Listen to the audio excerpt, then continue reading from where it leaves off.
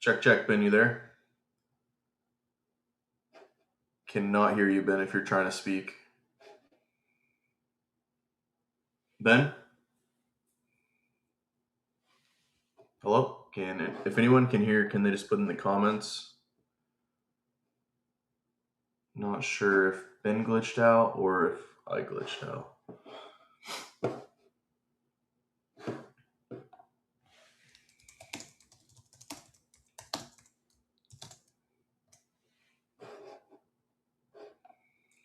All right, it looks like Ben may be having a little bit of tech issues here.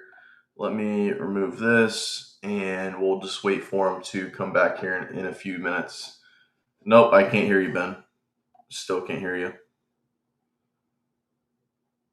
Can you hear me now? Yeah, I can hear you now. Good morning. How's it going? I was basically saying I'm having all these tech issues because we had these severe thunderstorms all through last night. So did you, didn't you? Yeah, Yes. I had to log off as well because it was very bad. It was lightning all over the place. Yeah, and yeah, my computer crashed last night. It crashed again this morning, and now I'm trying to get my whole system started up again. It's acting all. Oh, I think we may have lost Ben there again. Let's give him a few seconds, maybe rubber banding. Well, coming up, we have the co-founder and president of Marti Technologies, ticker MRT, that'll be joining us coming up here in the next couple of minutes at 8:30. Well, Ben comes back. I'll just look at a few things. Let me just pull Hello? this up. Yep, Ben, you there? Check, check. Yeah, you guys can hear me? Yeah, I can hear you now. I'm I not don't sure know. what's My happening. no, my computer's acting really funny after it had these unexpected shutdowns last night. Um, I hope it settles in within the next 100. Oh,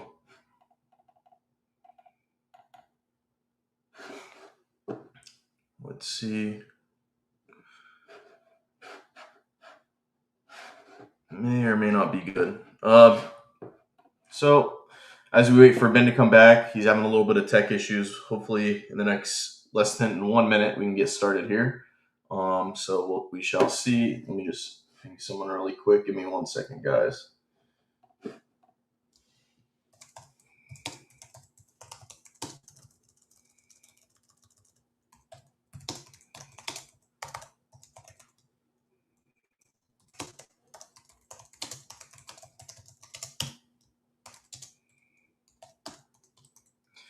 Alrighty, give me 1 second. He'll be back here in a few minutes, and we will get started here shortly.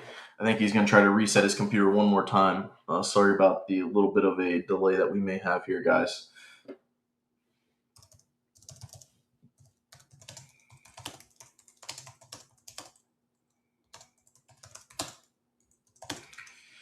Alrighty, well that's happening. Let me share my screen really quick before he comes back. Window, I believe it's this one. Do this. There we go. All right, you guys should be able to see my screen. It may look a little different because it's on a wide monitor. I'll just give you a quick little macro overview. Let's see what he's saying. Getting a message right here from someone. All right, should be back on. So we'll see what happens there. He's trying to log back on now. So.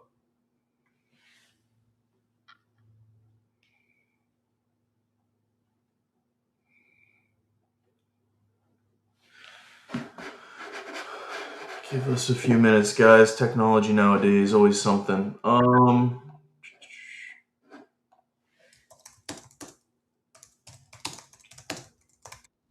right, Ben should be here, and then we should be able to get started. Let's see.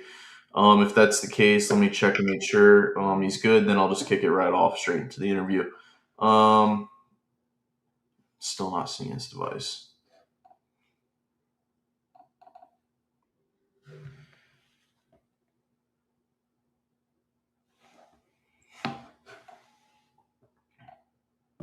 Now it's connecting.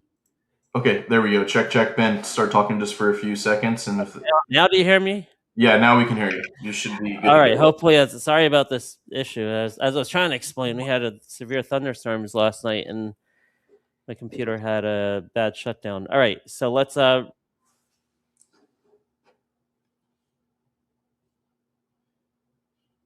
Um, Alrighty, this is not good. Looks like we may have lost Ben again. Give me 1 second, guys. Let me make a phone call really quick. Going on hold.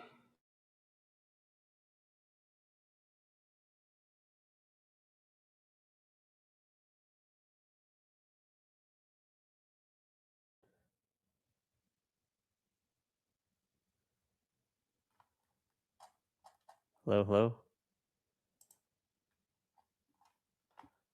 hello, hello, hello. Hey, I hear Ben, you you. there? Yeah, what's going on? I don't know. You keep going in and out. Like we can't hear you for minutes on end. So Oh shoot. One second.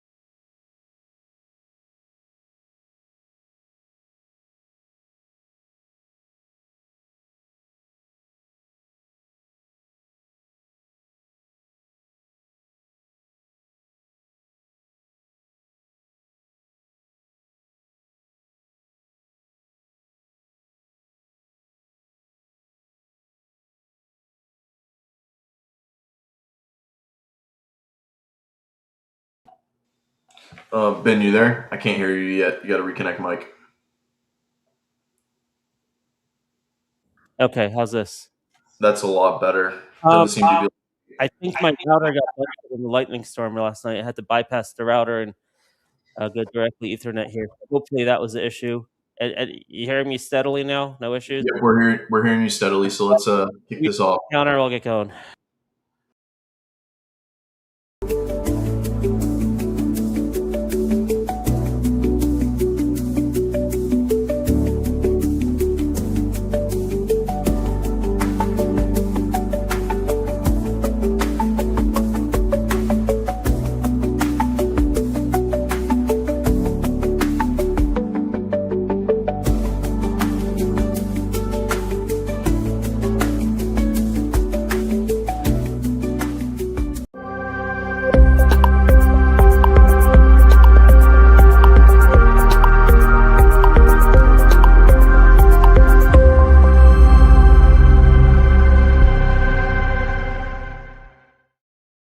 Good morning, story trading community. We're here with the co-founder, COO of Marti Technologies, ticker symbol MRT. It's Cankut Durgun. Thank you for joining us, Cankut. Sorry for the delays this morning. We had a lightning storm last night, and it looks like it fried my router. But anyway, thanks. Thank you for having me today, Ben. Appreciate it. Okay, great. So let's get started here. This is an exciting company, it looks like. In fact, let me just share my screen 1 second so people know what we're talking about. We'll show the ticker symbol. It's ticker symbol MRT. There it is right here. You can see the daily and weekly chart. So this right here is a ride share company. Is it fair to kind of say it's an Uber or maybe the Uber of Turkey? We are the number one mobility app So you in are the Turkey. Uber, right? The Uber of Turkey. Is that a good way, of shorthand for people to understand what you guys do? So, I mean, the services that we offer, yeah. So we offer car hailing, similar to international companies. We also have a motorcycle hailing service differently, where motorcycle driver comes and picks you up. We Hmm. also have Cool. taxi hailing Wow. services. We also have micromobility. We have rental e-bikes, e-scooters, and Cool. e-mopeds on our platform. And then finally, we have deliveries, parcel delivery services as well. Okay, great. Well, that's a nice overview, and I want to dig into the details. But before we dig into the details, I want to hear more about you, Cankut. Can you tell us more about your background, your career before you got into Marti Technologies, and then how and why and when you got involved with the company? Of course, yeah. So Marta is the third company I co-founded. The first two were venture capital funds. The first one was Romulus Capital. So my final year of undergrad at MIT, we recognized an Wow. opportunity for. MIT, you're a smart guy. I studied economics, not engineering. But yeah, we recognized an opportunity for small sort of seed stage investments in startups emerging primarily from our campus and from other Boston based university campuses. Our friends working on sort of an interesting project, a professor working on an interesting technology. That was the first fund I co-founded. We exited that fund with a 4x net Oh of well. fees return to our LPs. I then moved to Türkiye, where I currently live, for the first time in 2013. So my name is, it's written Cankut. It's pronounced Cankut. So the So, C is pronounced like a J. It's a Turkish name, but I'd never actually lived in Türkiye until. oh wow. Go ahead. No, I'm listening. Were you where were you born and raised? I was born in the States, and Okay. I was raised in Belgium Okay. primarily. And so returning to Cool. Turkey, I moved to Turkey for the first time in 2013. I co-founded the largest early stage venture capital fund in the country, Wow. Aslanova Capital, in 2013, before co-founding Marta in 2018. And I think the common theme that runs through each of the companies that I co-founded is that at each moment, I sort of look at the opportunities in front of me and I ask myself, what is the way in which sort of I can have the biggest impact? And in Hmm. 2018, the answer for that was to build the mobility super app of Turkey. Turkey is a country of 85 million people. Hmm. So we are touching the lives of millions and millions of riders. We have 8.3 million riders who have used our service so far. We also have a network of 544,000 drivers to whom we're providing an earnings opportunity. So this is a big impact company that we have. And I'm also not building this alone. I have two co-founders. So Hmm. as at Romulus and at Aslanova, I felt that the combination of the opportunity, my own skills, and the skills of my co-founders gave us the platform to create something genuinely large. And 8 years in, sometimes I look back and I feel like, it's been a long time, but then I look at the upside remaining, and I still believe that we're just getting started. Hmm. Great. Wow, that sounds like a great story. Can you tell me a little bit about the capital that you needed to get started and when and how you became public? Of course. So we founded the company in 2018. We went public in 2023. So we were less than 4 years old when we went public. Prior to going public, we had raised about $80 million of capital. $80 million for a mobility super app in a market the size of Turkey, it sounds like not a lot, right? Because if you look at international benchmarks, they've raised tens of billions of dollars. And if you adjust those companies to the size of the Turkish market, you would imagine that we would be raising sort of billions of dollars. But access to capital in Turkey is very limited for early stage ventures. It's a very different sort of venture ecosystem than what you're accustomed to and what I was accustomed to when I was in the US. And therefore, $80 million when prior to going public, that actually made us like one of the top three most well-funded tech companies of all time at the age of 4. And then together with the public listing, and that's the reason we took the public listing, right, is we wanted to be in the deepest capital markets globally, so that as long as we continue to perform as the team, we have effectively permanent access to capital. And that's what we sort of solved for, because the scale of our ambitions is to build, at least a $5 to $10 billion outcome here, and that does require certainly hundreds of millions, potentially even more capital, and that's what we solved for with the New York Stock Exchange listing.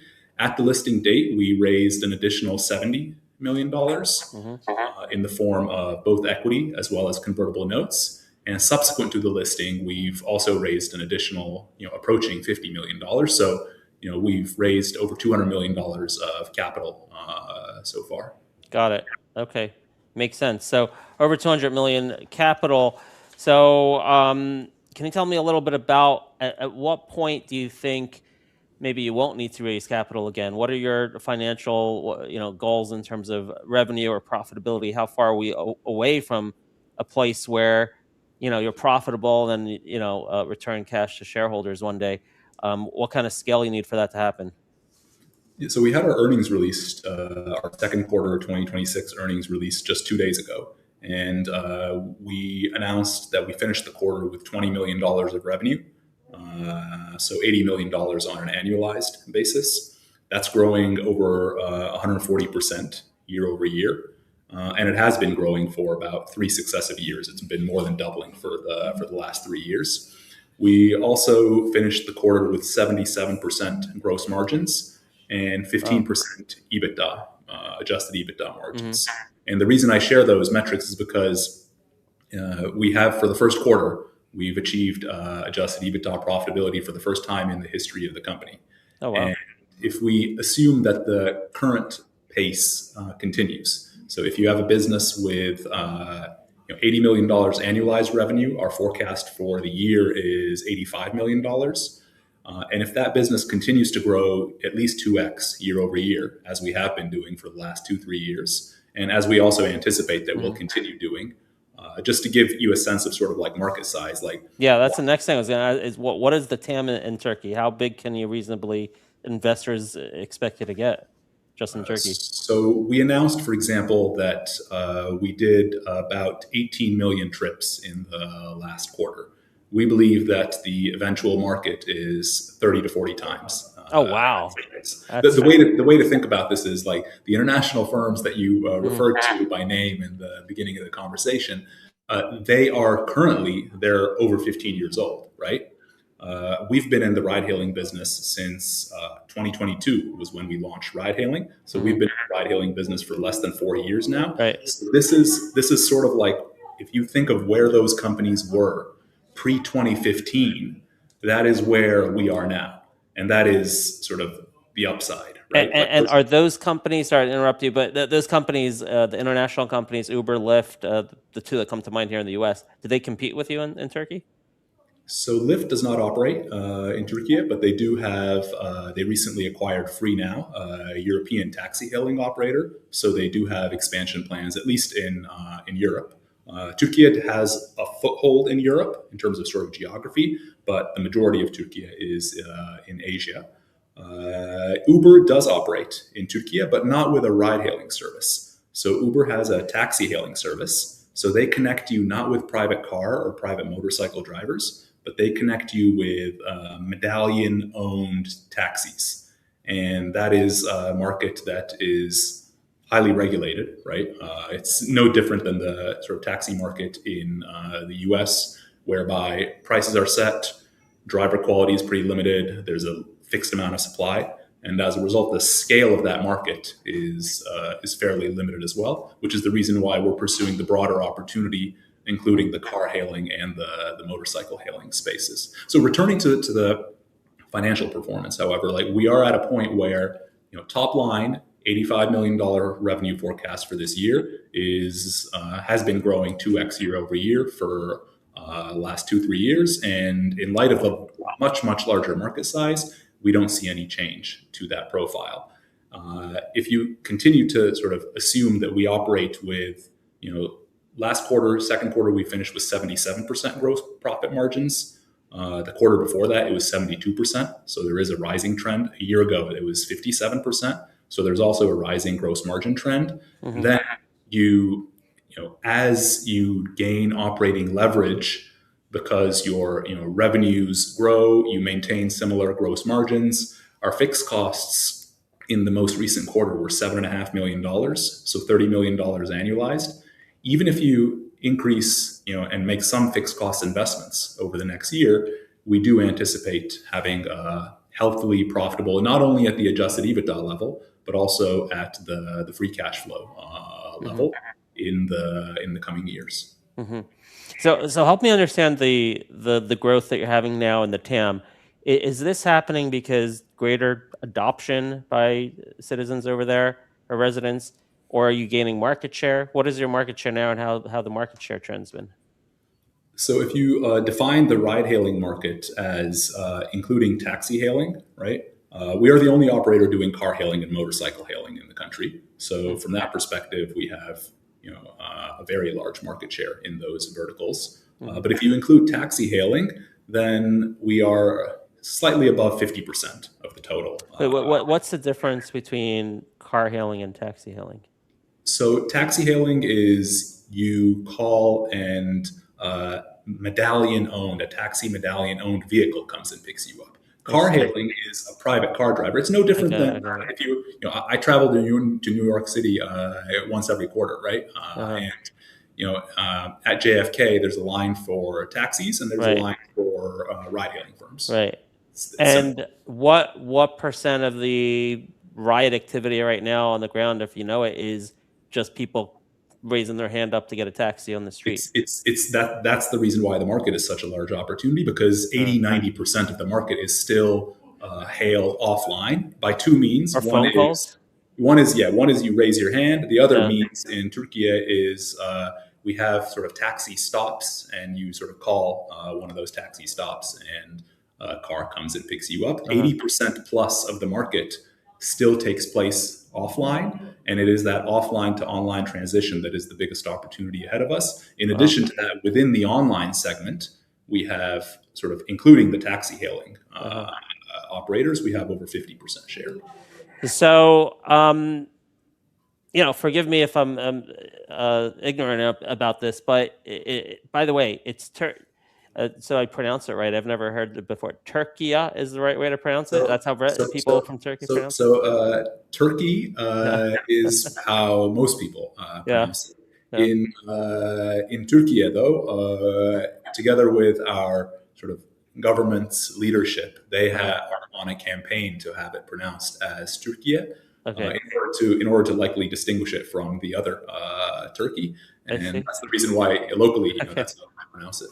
Interesting. Okay, so this massive growth that's happening from offline to online, is this broad across the entire internet sector? Can we think of it as maybe the country's, I don't know, a few years behind, the growth that's happened in America, or is it specifically this sector that's kind of now moving from offline to online? It is more specifically this sector. So if you look at internet penetration, if you look at smartphone penetration, if you look at credit card penetration, so if you look at all the infrastructural requirements that are necessary for an online to offline business model, like whether that's transportation, whether that's the deliveries, whether that's e-commerce, if you look at all those ingredients that are necessary for those business models to thrive, they all exist in Türkiye, and they are at a no different level, those metrics, than in the US, for example. The reason why the ride-hailing opportunity specifically is so late to come to Türkiye is because the alternative forms of transportation, and namely taxis, are a very, very powerful lobby, right? So I was recently listening to an interview with Travis Kalanick, the founder of Uber. And he talked about his experiences working with taxis and competing with taxis in New York City. I'd recommend anybody, if you just sort of search on Google, you'll sort of come up. There's like a 2-minute excerpt. I'd recommend anybody to take a look and listen to that. We have a similar environment in Turkey, and that's the reason why, unfortunately, ride-hailing is coming to Turkey much later than it did to pretty much every other major economy globally. And the growth, is it coming from more the urban areas with high concentration, like in New York City? I don't know how, the demographics at all the cities, how it's spread out there, but I assume you have both urban and suburban over there, like anywhere else, right? So I'm just curious: is it coming from the urban areas where you probably have a lot of people raising their hands to get taxis, or is it more the suburban where maybe people are making phone calls? It's primarily urban at this stage, and the reason is because there are still a lot of very dense urban cities in Turkey that are untapped opportunities, right? So Turkey has over 80 cities.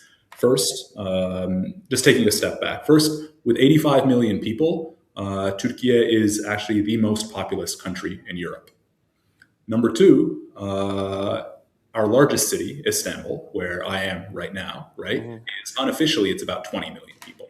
It's massive. It's the largest single city across Europe. And in addition to that, Turkey has a long tail of very large, dense urban cities. And the example I like to give is Mersin, right? So Mersin is a city on the Mediterranean coast of Turkey.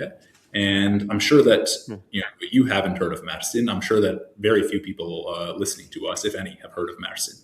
However, I'm sure you've heard of Barcelona. And Mersin has a population greater than the population of Barcelona. And I give that example to share the massive sort of dense urban cities that exist in Turkey, where all transportation, tech-enabled transportation solutions, not just ride-hailing, but micromobility and deliveries and so forth, there is a massive market opportunity that remains largely to this day untapped. Eventually, yes, the suburbs, you'll eventually need to go to the suburbs as well, but sort of the way to think about it is, what would you rather serve first, sort of New York City or go to upper New York, right? Right, but do you serve anywhere in the country, or only certain? We currently operate in 30 cities across the country, which collectively account for 85% of GDP. We just announced, just two weeks ago, we announced the launch of 10 new cities. So we were serving 20 cities, which accounted for 80% of GDP. Now we're serving 30, which account for 85%. So you can see that there's sort of diminishing returns to new city launches at this stage. I mean, what's it take to go into another city? I mean, isn't it just a matter of people open the app, like drivers signing up on the app and riders signing up on the app, or is there something more to that to launch in a specific city? We have a big advantage, and the big advantage is that when we launched our ride-hailing marketplace in 2022, we had already been operating as the leading micromobility company and the number one mobility app in Turkey for 2 years. So since 2020, pre-COVID, we've been the number one app across both iOS and Android stores. And we had built, I think at our peak, we had like 17 or 18 cities with micromobility operations. And leveraging that existing rider footprint, we had already served rides to over 4 million riders. So if you think of our ride-hailing launch, part of the reason why ride-hailing is tough to get off the ground is because you simultaneously need to grow the driver base and the rider base. If any one of those gets too ahead of the other, the one that's too ahead has a poor experience. For example, if you have too many drivers, they don't make enough money. If you have too many riders, they don't actually get matched with drivers, and that's a poor experience. And because of that chicken and egg problem, you need to invest in growing both sides of the marketplace simultaneously, and that becomes a very sort of large investment. That's part of the reason why. Is that a marketing investment? Or is it like? Yes, it's a marketing investment. Okay. I remember when I left business school, for example, in 2010, and the ride-hailing sort of wars were beginning to begin in the U.S., I remember drivers were being offered like $500 sign-up bonuses. There were very large incentives for riders. And what we did by starting in the micromobility sector, growing the number one mobility app with over 4 million unique riders, is we made it much more cost effective to grow a ride hailing business because we already had the rider side locked down. We just had to invest in driver acquisition. And the way we did that is twofold. One is what you referred to, which is sort of just classic online marketing. The other is we had city launch teams where we would go and recruit drivers on the ground in order to launch the driver side of the marketplace. Okay. And this app, is it called Marti? What's the app called, by the way? Marti, yes. Marti. Marti. Right. And if I'm curious as an investor here in the United States, am I able to download it in the App Store? Is it only available in Turkey? You can download it. However, in order to have the experience, in order to get a car or so forth, you need to be located inside the country. Right. So you can be able to have the experience in the US. Okay. So I have a few more questions. I guess we have time. We started late. So what's the well, let me start here. It looks like you've been doing buybacks. Is that right? In the past year or so? That's right. We have. How's that work? Just sorry, I'm going to press you a little bit here because you're on the one hand you're raising money and then you're also doing buyback. I mean, is that where it's going? You think your stock is cheap? Is that the best use of capital because the stock's so cheap now? So first, given that we've achieved adjusted EBITDA profitability and given that we do have targets to achieve cash flow profitability, the need for external financing is greatly reduced, right? However, the company is still very much a growth stage company, right? The reason why we don't have the same trade-off that international ride-hailing firms had in their early days between profitability and growth, right? They had unprofitable growth. Mm-hmm. The reason we don't have that same trade-off is, one, we have a very dominant position in the car hailing and motorcycle hailing spaces. Number two, we launched our ride-hailing business with the existing rider side of the marketplace locked down. So we just had to invest in driver acquisition, and that made it more cost-effective.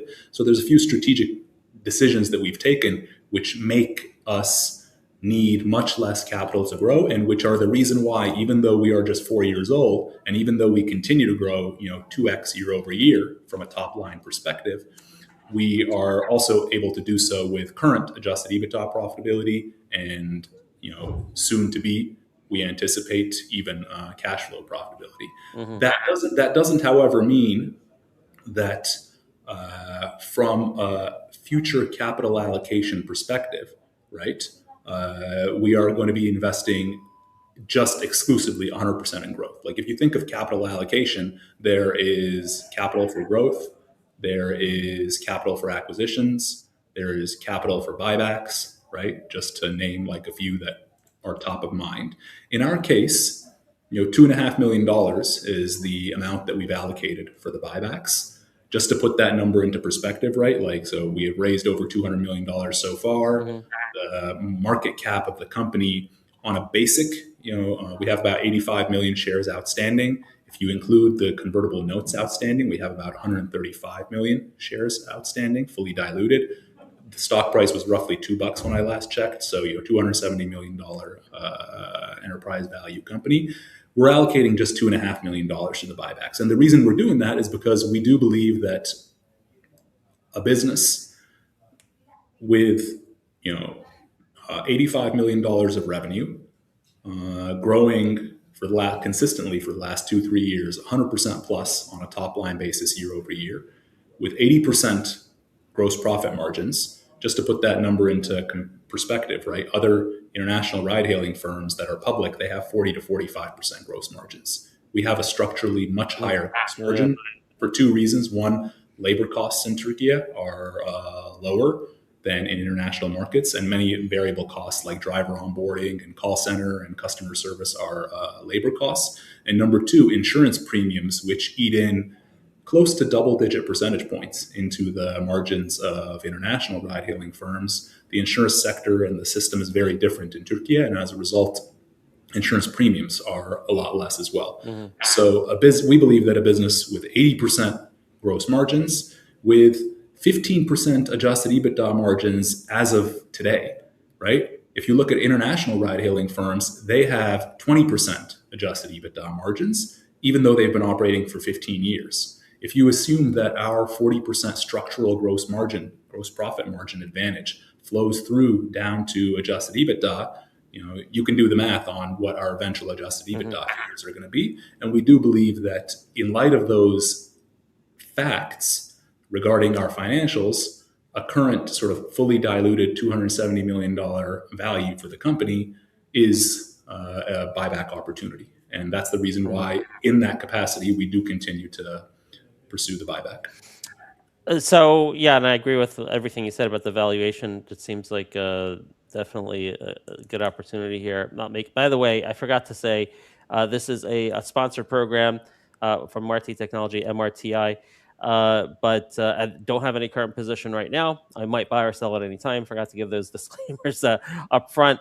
But these numbers look pretty impressive. But so you're doing these buybacks. Does that mean that you don't think you need any more capital to get to cash flow profitability, or it's like, hey, this is just too cheap. Maybe we'll raise capital in the future, but we'd like to, if we're going to do it, we're going to do it at a higher stock price. What's the thought process there? Our intention is that at these current levels, we will continue. And in the past, we've extended our buyback durations. So we launched them initially for 6-month periods, and we have extended them a few times. And as long as the conditions remain similar, we do anticipate doing the same. Okay. All right, great. And then the future growth of the company here, it looks like you have a huge TAM in Turkey. Are you just focused on scaling the services you have now, or are you looking at adding additional services or moving to additional regions, maybe internationally? What are your growth plans for the foreseeable future?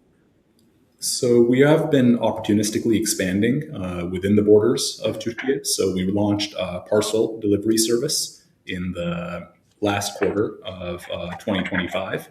And that service is currently active in Istanbul. And we have the opportunity to roll it out to pretty much all the cities where we have a ride-hailing presence. We also have opportunistically initiated our plans to launch an autonomous vehicle pilot in Turkey. This would be the first autonomous vehicle pilot in the country. And we believe that there is an opportunity for, eventually the base level of demand for rides that are traditionally offered by a ride-hailing service to be met with autonomous vehicles, and the majority of the demand, which is the variable demand essentially during the day. If you look at our data, for example, the difference between trough demand and peak demand is 19x. So if you're addressing the trough with autonomous vehicles and fulfilling the remainder, the delta between the trough and the peak with human drivers who can drive on a variable basis, we believe in that model. And therefore, we are also conducting autonomous vehicle pilots. Is there, what company is that with? So our initial, we're building an alliance for autonomous vehicles in Turkey. And as part of that alliance, what do we provide? We provide the demand, right? We also, from our experience managing, 7 years of experience managing micromobility fleets, which are electric vehicle fleets with charging, parking, repair and maintenance, on-the-ground operations requirements. We also have the capability to offer the operational and the repair and maintenance component for autonomous vehicles. And we are partnering with autonomous vehicle technology providers. So we have multiple discussions ongoing. The first one that we've announced publicly is a partnership with Tensor. They're a California-based autonomous vehicle technology provider. And we have multiple other ongoing discussions. However, to return to your original question, right? While there are opportunistic investments that we're making, for example, in the parcel delivery space, in the autonomous vehicle space, the upside remaining in our core business in our bread and butter business, right, which is ride hailing. And that upside is, we believe, sort of 30, 40x in terms of sort of scaling revenue. This is eventually has the potential to be a $3 billion plus net revenue opportunity in ride hailing in Turkey alone. That upside is so large, and our execution path, we know the business, right? And therefore, we believe that we have a very clear execution path to creating that and delivering on that outcome. That is that takes 90% of my thoughts. It takes 90% of my time. And the same is true for our team. Beautiful. Very exciting story here. Last question. I don't know if you can see the back end numbers, but there's a very big crowd here, almost 5,000 people, a lot of retail interest in listening to what you have to say here. Is there also retail interest from Turkey? Are you dually listed? Do you know if there's... I have no idea how the stock market works in Turkey, but I'm just curious if there's excitement around your company from residents in Turkey, and if they have a way to invest in your company. Yes. So first, I mean, retail shareholders are very, very important to us. And we have a very large retail base in Turkey in particular.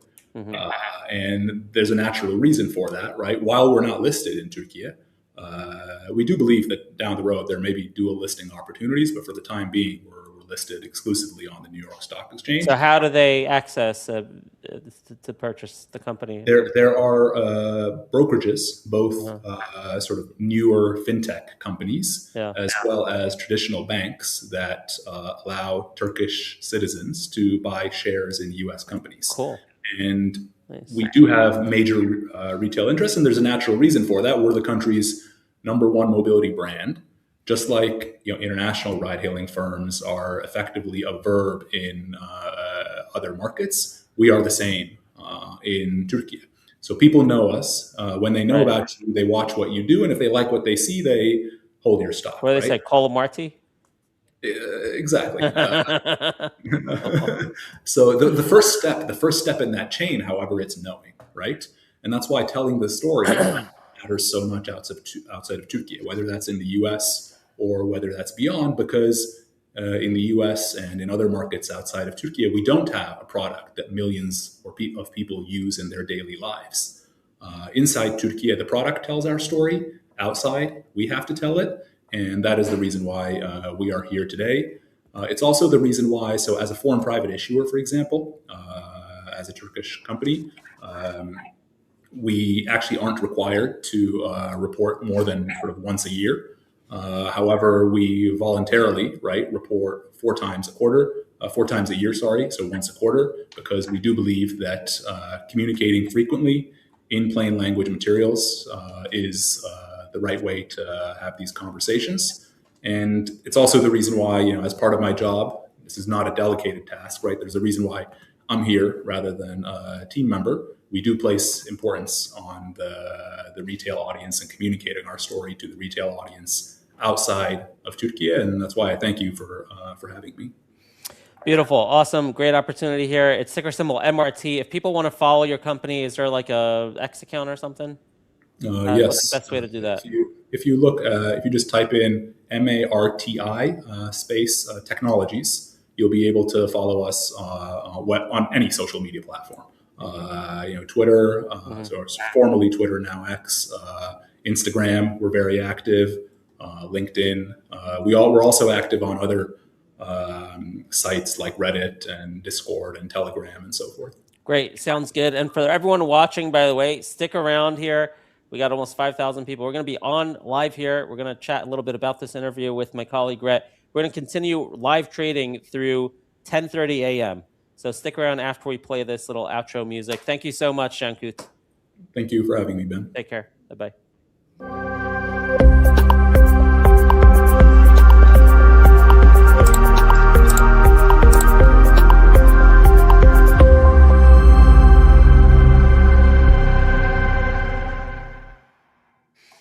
Well, that was very interesting.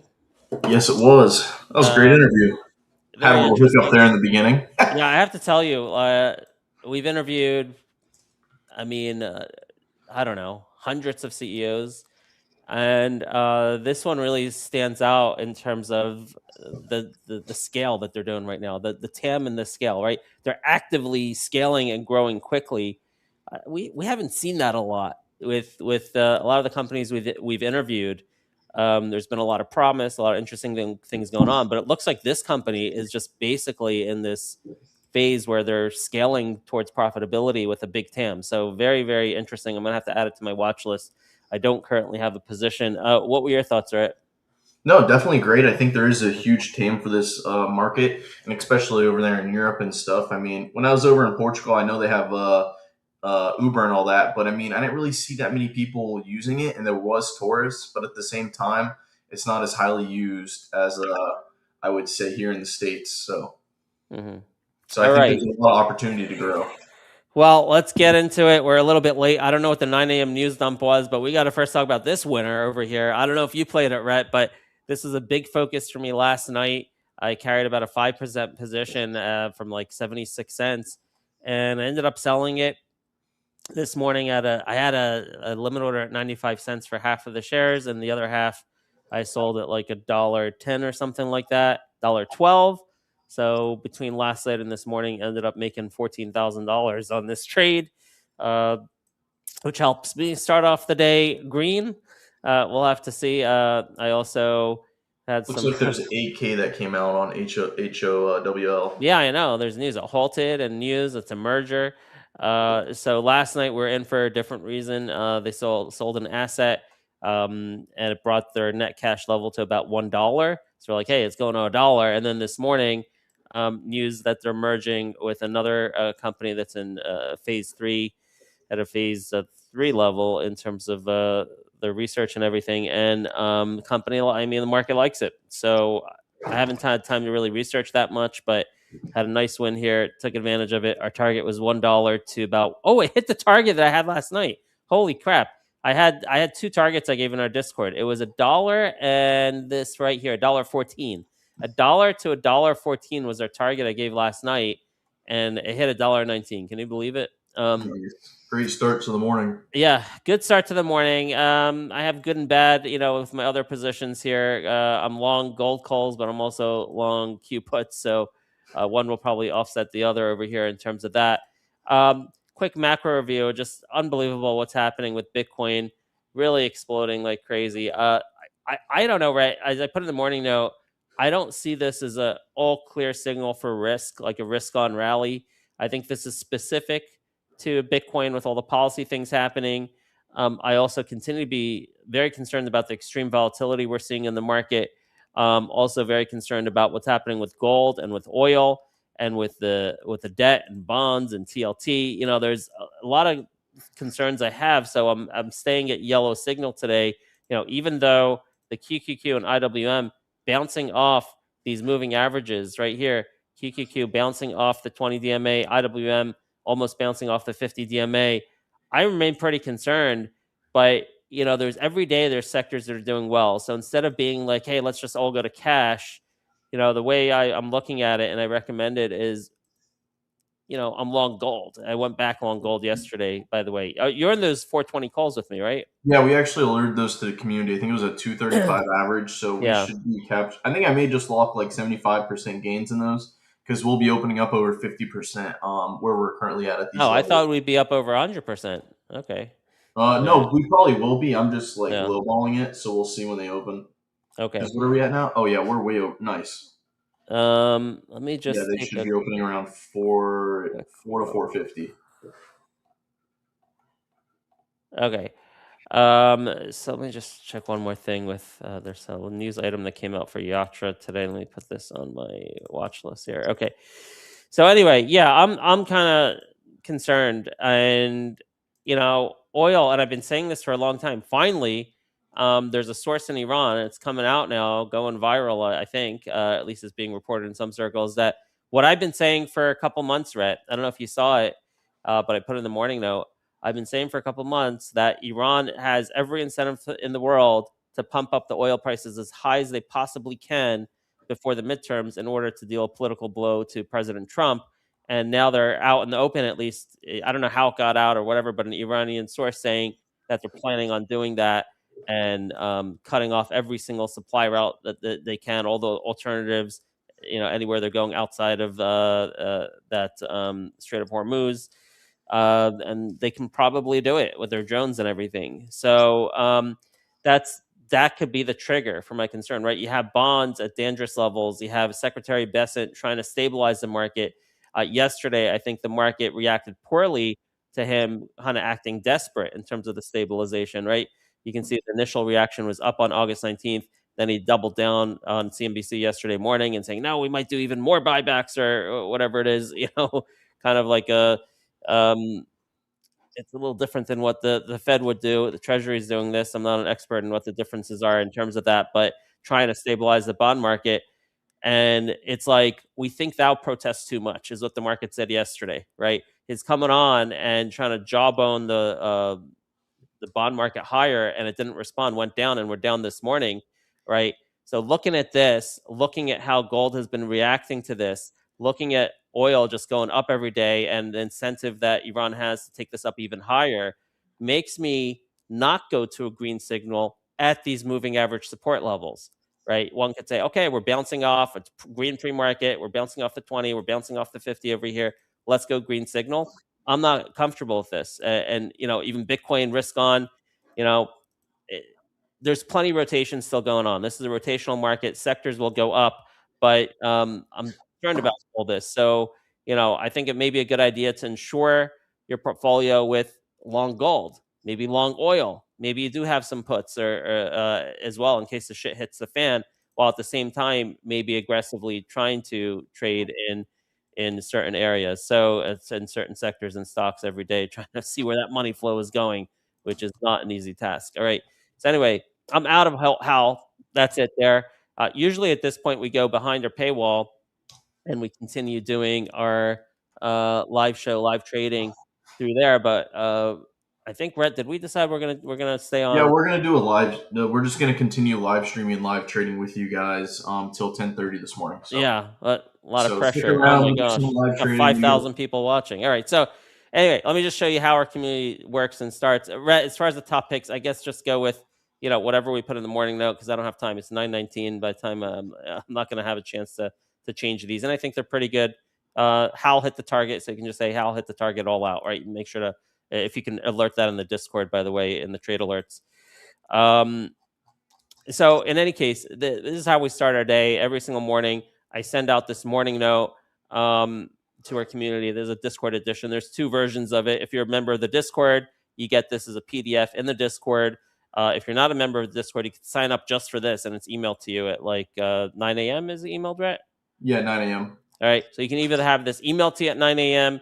or you can get it like 6 o'clock in the morning, usually, sometimes a little earlier, sometimes a little later, in the Discord. So what we do here, we go over yesterday's top picks. How did we do? A little preview up here of today's top picks. And yesterday, our number one pick of the day didn't work, Bull, but we had plenty of other things hit our targets, especially the Bitcoin-related names. Galaxy, MicroStrategy hit the targets. Oil names, Oxy, SOC hit the targets. Unfortunately, my limit order to sell SOC didn't go through because Fidelity sucks, even though it was trading above my limit order, but that's another story. Okay, in any case, so that's our performance yesterday. Then we have a macro discussion here, which is my favorite part of this, and I think the biggest and the greatest value add in this morning note is actually this macro discussion, because I'm pretty great at it. Pretty great at not only explaining what's been going on, what happened yesterday, so people understand the market, but also predicting what's going to happen next at an index level. I've been pretty accurate with that, and I think it gives one of the greatest value adds to our community and in this morning note. Then we go into all of these specific catalysts over here. First, we do like geopolitics. I call it Trump world, right? Updates, last 20, these are all fresh. Anything you see new is things that have happened in the last 24 hours. A lot of work goes into this. Crazy keeping up with Trump. But we got positive catalysts in drones, space, crypto, as you know. All right. We have, again, Bessent trying to stabilize the bond market. We have Trump administration trying to stabilize the oil market. It is getting away from them, folks. I am really starting to think oil, we can wake up one day and see oil up 10, 15, 20% on either no news or a small amount of news, because I think they've been artificially holding oil down. They've been shorting it. either Cantor Fitzgerald, Trump's buddy over there, or the government, someone trying to hold oil down, and it may get away from the same way what happened with silver a couple years ago, where they were artificially holding it down and then boom, it exploded. I'm concerned about something like that happening. And if something like that happens, by the way, you're probably going to see gold explode. You're probably going to see the indices crash, and that's the reason that I'm staying at a yellow signal again, despite the indices being at key moving average supports this morning. And we go into our catalyst list over here. ER is quiet. We needed that. We went through like a month of a lot of stress and a lot of hard work with all the ERs, so it's a little bit slow this week. Nothing really going on today or Monday. We had PDD before the open on Monday.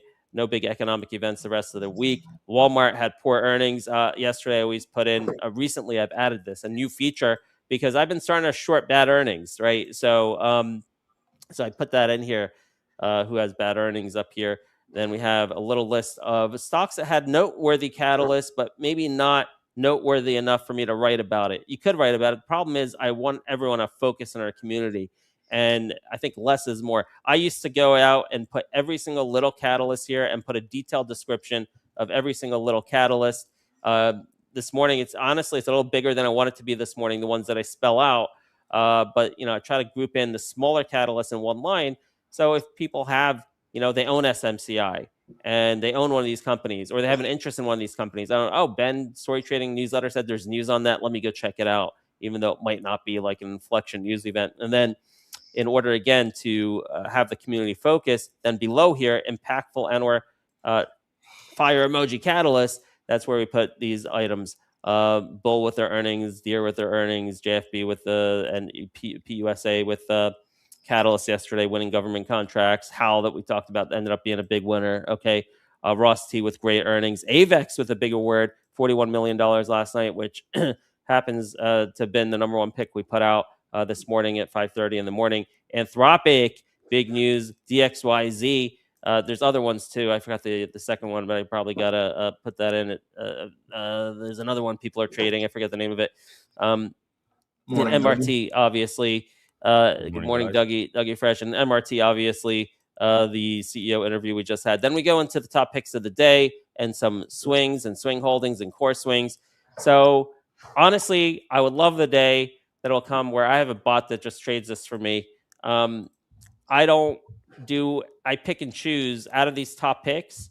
I don't do all of them. I wish I did, because, there's lots of winners in these top picks. But like yesterday, for example, the crypto picks, we had the crypto picks and they all hit their targets. At least 2 out of 3 hit their targets, but I didn't play them at all. I focused almost exclusively on the number one pick of the day yesterday, which was Bull, which didn't work out.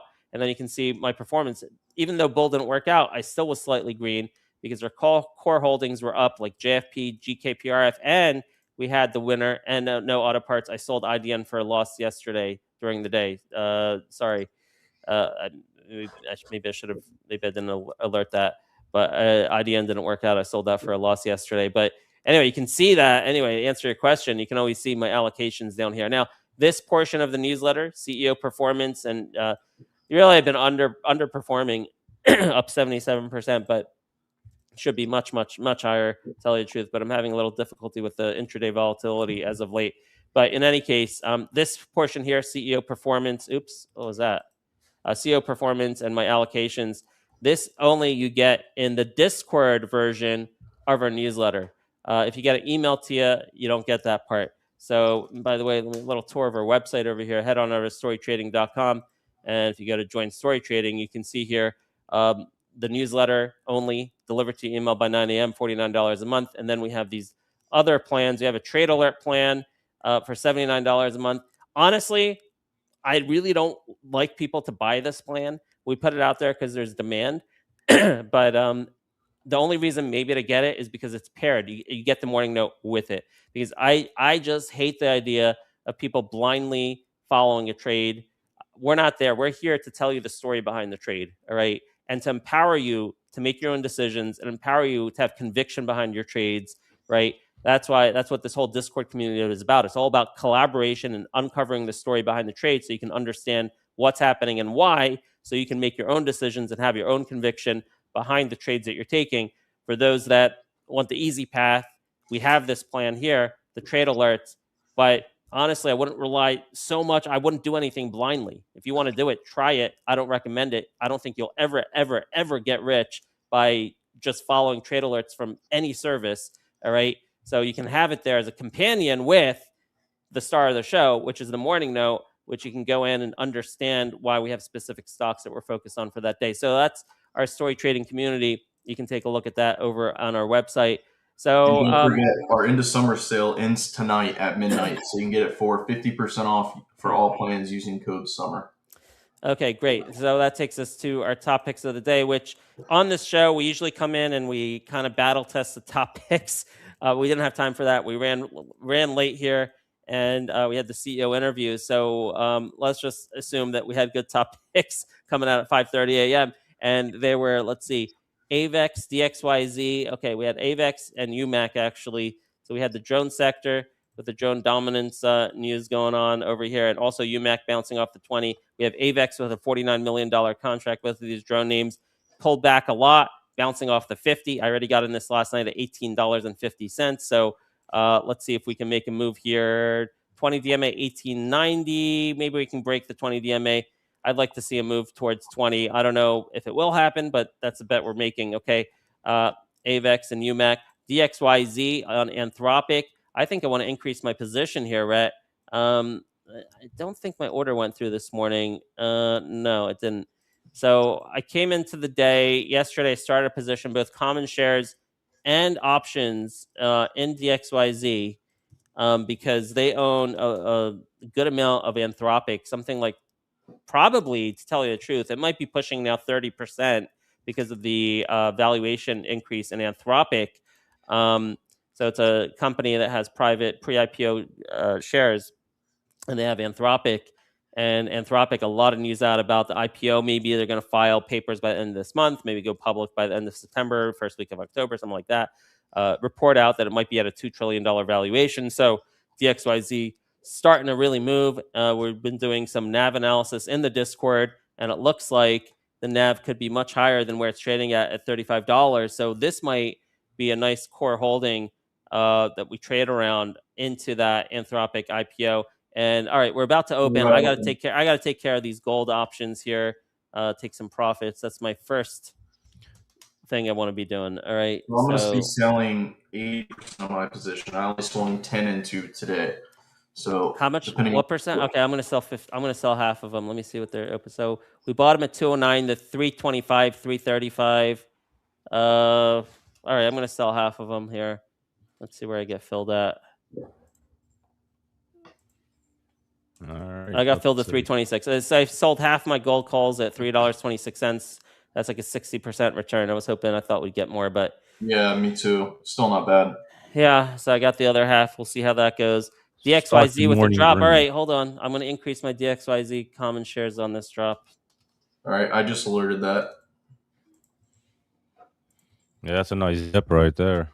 DXYZ. The question is what kind of size, which is always complicated. But I'm gonna, because the news is fresh from yesterday, so I just doubled up. I'm at a 10% common share position right now on DXYZ. Marti looks like it wants to sell off a little here. Yeah, Qs are dipping down a hair here, huh? Yeah, I have Q puts expiring today, so they'll probably be out on them. 7-Eleven. Let me see. Wow, Amazon broke below that. 7-Eleven. I'm at 7-Eleven today. Bull gap fill on bull, guys. If you're interested in that, we have a gap fill on bull. You know what? I'm gonna get some call options on this. Maybe I'll go out a couple weeks. Bull. Yeah, I'd go out a few weeks. I'm gonna go to September 4th. Call options. Let me try the 9s. 9s or 850s? I'm going 850. I'm going 850. I'm going 850. Let me see. I'm getting a nice amount too. Let me see. I got filled at 55 cents.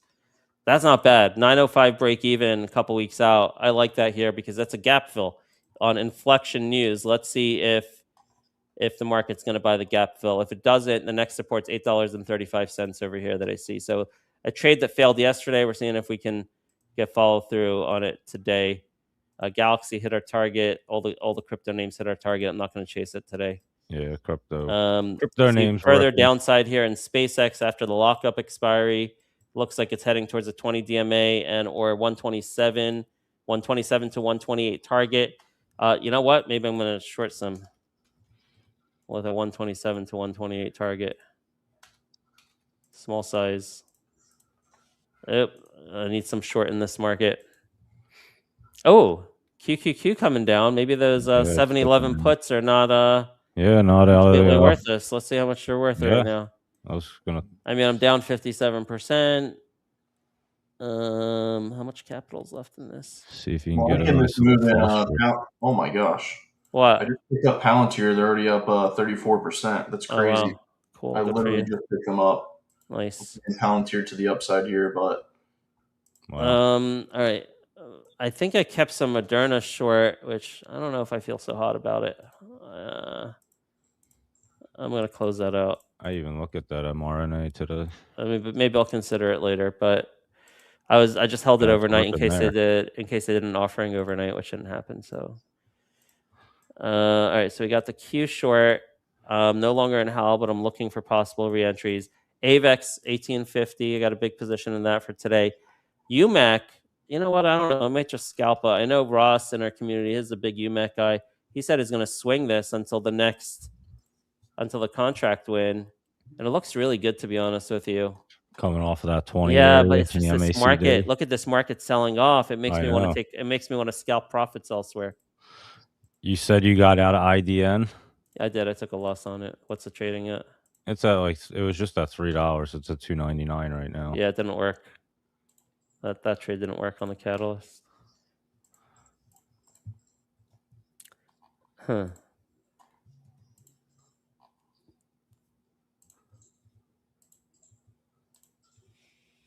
All right.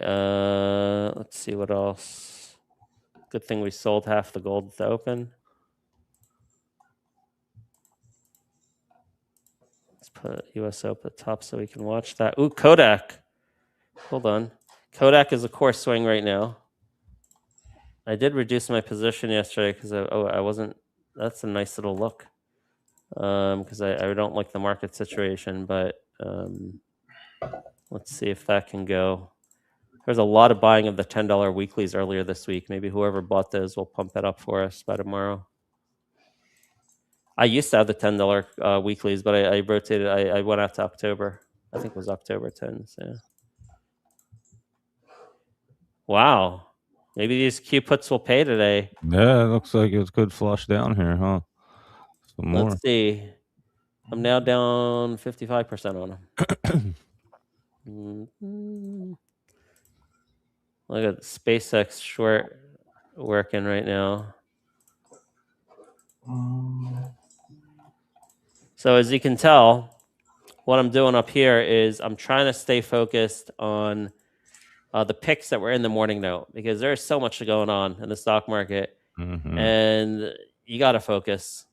And I'm open to other things like Rhett, you called out Palantir. If you see something, Doug, we can call things out. But it's good to have a focus, and I try to stay disciplined and focus on my morning note. And for the most part, that's me personally. That's what I do. So if it fails, it fails. I'm fine with that because you got to stick to a process. Like yesterday, we both failed. I'm still in SOC. Again, it hit my 530 target yesterday. It hit 5, and I had a sell order at 5. It hit it to the penny. Can you believe it? I had a 530 target, hit 525. I had a limit order at 525, but freaking Fidelity didn't fill it. And I never had a chance to call them and complain. I know why I didn't, because they told me there's a second time it's happened in like a week, and they explained to me what happens at the open, which is I don't know. Here comes your Q puts, Ben. AVEX is working. AVEX long is working. Q puts. See if it comes down here. I'm only down 52% now. Thing is, like these expire today. I don't know, man. 70-11.95. Where's the moving average supports on this thing? 20 DMA. Is it going to retest the 20 DMA at 709? Maybe. I gotta watch. I want to watch. If it's going to do it, it'll probably do it around now. It's in the basement. I think we really got to watch gold, oil, and TLT closely. Let me move TLT over here. Oops. You're in the 7-Elevens now. It's dipping down for you. Keep an eye on this thing, Ben. Whoa, this is our X audience. It's 4,700 people, mostly on X. Correct. Awesome. We don't. How is everybody? Do we advertise the YouTube link, or just the X link? I mean, this is from the X. YouTube link, I don't think has much. Oh, but is it public? It is. Yeah, the yeah. link is public. Okay, all right. Okay, so yeah, you got to watch this gold and oil and long SOC. Like this is the stuff that can break the market, especially oil and TLT. Ooh, all right, and gold is a clue of how people feel about this market as well. What's that? Look at gold. Yeah, I know. Yeah, because of the U.S. How's the U.S. dollar doing here this morning? Where's the dollar? Dixie's down, gold is up. Okay. So gold looking good. Gold was a top pick this morning. I gave a new target in the morning note on gold. Here we go. What did I give? I gave gold 427. That 427 is the next target now that we reach 420. Look at this. Oil, gold, drones, Q's coming down. Q's dipping. Let's see. So far, our picks are picture perfect, except DXYZ not having a good day. I don't know. This market, this is the trouble I have with this market, Rhett. Like, I see the macro, and it scares the shit out of me. And then, did I sell UMAC earlier? Oh, I sold it. I didn't think I sold it. I sold it at 26.75. It scares the shit. And this is what happens. I'm like, let me take a scalp profit. And it doesn't matter because it's all rotation. So while everyone's freaking out in a particular sector or at the indice level, you'll see like other sectors go up 20, 30% on the same day. It's just a fucked up market. Excuse my language. So I'm like, all right, I just took the scalp win on UMAC. But UMAC looks like it might go much higher. And, kudos to Ross in our community, Mr. UMAC in our Discord, who has the balls, is going to hold it. And he had the balls to hold Bitcoin overnight too. Man, he's been killing it lately. Yeah, look at DGXX. That's another one he called out. That's up doing nicely this morning. Did that have news this morning? That's a DGXX. It's just a technical bounce, maybe. I don't know. Yeah, I don't love to play. We'll entertain them in the call outs, and that's great. But I don't really love to play. Let's see if it had news. Like, I'll play technical bounces if it's proximal to news. If it's not, then I just consider it chop, and I don't like trading like that unless you're bouncing off a key moving average like Amazon did the other day.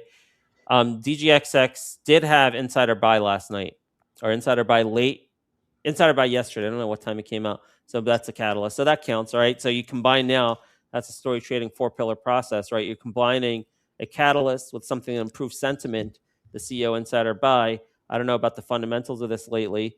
August 14th, they missed, but at least that's 3 out of 4 pillars. So that makes it a more valid trade in my eyes if it's going to be called out. And Amazon obviously has great fundamentals, bounced off the 20. Where is it now? Oh, it's below the 20. Holy shit. I actually didn't play it. The first couple touches of the 20, it turned out great, but now it's below the 20. That's not good for the Qs, is it? No, they could bounce up a little. If they get rejected here, it's over. That's what I'm just waiting right now to see if they get rejected off, because if they do, it's going to be toast. Carmel 6K? What happened with Carmel? Oh, wow, look at that move. Apparently there's news on this. Let's take a look. While we're running. What's the news? Oh, yeah. Wednesday, August 19th. No, hold on a second. There's a SEC filing. All right, I'm all out Palantir. Small loss there. All right, statement by foreign issuer. If amendment to definitive agreement to acquire European lithium. I don't have time to figure this out. You can put this in here. Let me see. Nice, right? But must be reacting to this. Let me see if I throw it in. Oops.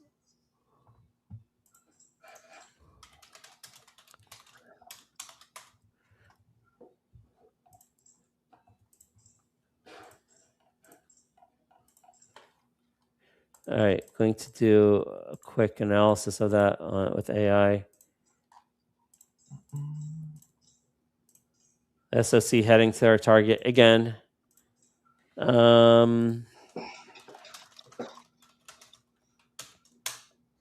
What are all these alerts I'm getting? UMAC high a day.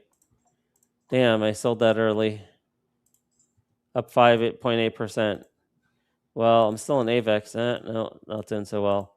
UMAC. Did I give a price target on UMAC in the morning note? What did I say on UMAC? Oh, yeah, you did. UMAC, you I said forget what it was. Yeah. No, I didn't give it target. 19 to 20. No, 19 to 20 was AVEX. I didn't give a target for UMAC, and fucking I sold it early. Look at this. Look at this. Ross is the king of UMAC. Uh-huh. It's Good so job, hard Ross. it's so hard to have conviction. Hyperliquid's moving again, guys. Off the catalyst the other day. At least HYPD. That hit the target. 350 was the target I had in Hyperliquid, but I didn't keep it. Just scalped it the day the news came out. SOC heading back towards the 530 target. In fact, He's getting rejected right here. this is going to be higher now. I'm going to go 550 target on SOC. He's getting rejected where? They're dumping, you mean? Yeah. Oh, they're trying to cross on watching the minute. I remember I was saying if they get rejected right here, it could be over. I'm glad I stayed at yellow alert. Look at UMAC, man. Oh, why the hell did I sell that too early? I told you why I sold it too early. I was fucking scared of the market. All right. Isn't that crazy how like you have all this divergence in sectors? Like the markets are dumping, but you know, UMAC shareholders couldn't care less.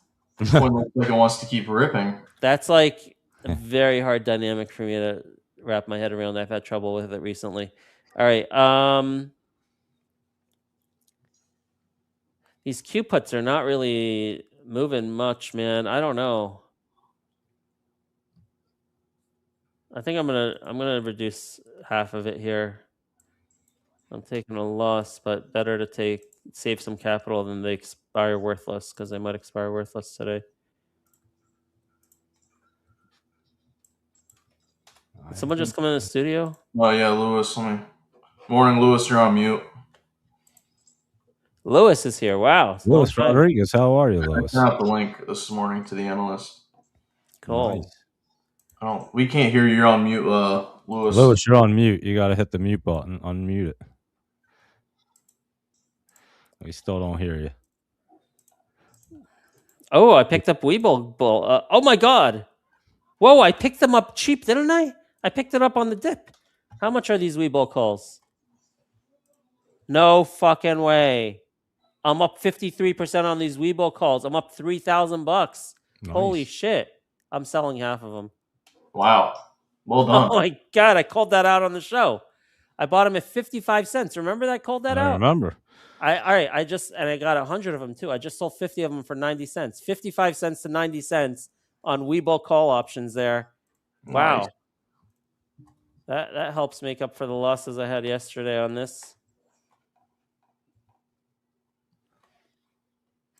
And that makes me feel less bad about selling UMAC early.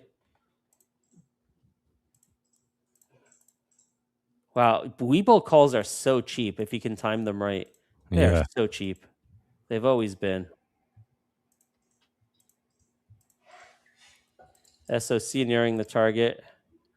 And AVEX is a real disappointment, to tell you the truth. But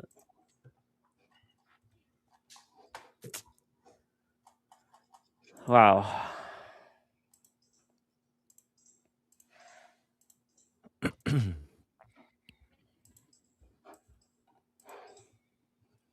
What's my SOC size? I don't remember if I reduced this or not. No, I didn't. Thank God. Okay. I was worried about everything yesterday. I was trying to raise cash yesterday because I really didn't like the market. And then it bounces right back. I don't know. I still don't like the market. I don't really like it either. I really don't like what I'm seeing with bonds and with oil and gold. I mean, it's all concerning to me. Yeah, it's not perfect. Let's put it that way. MSTR with a nice bounce. Bitcoin, because that's going. Galaxy hit our target, which was the 50 DMA. I didn't play it. Oh my gosh. I should have played it. Didn't play it.